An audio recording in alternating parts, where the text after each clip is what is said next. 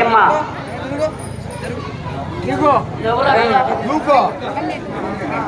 అయ్యో నా కుమారుడు పోయేదే ఒకడు పోతే భర్త ఉన్నాడు నీ భర్త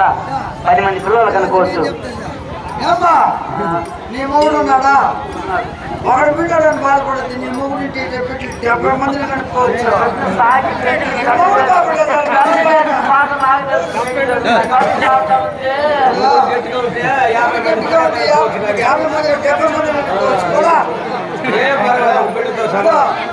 ఎంతవరకు మనకి వెళ్ళాలి కాబట్టి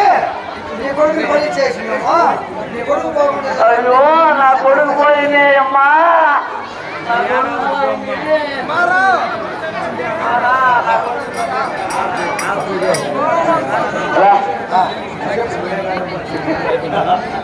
అయ్యో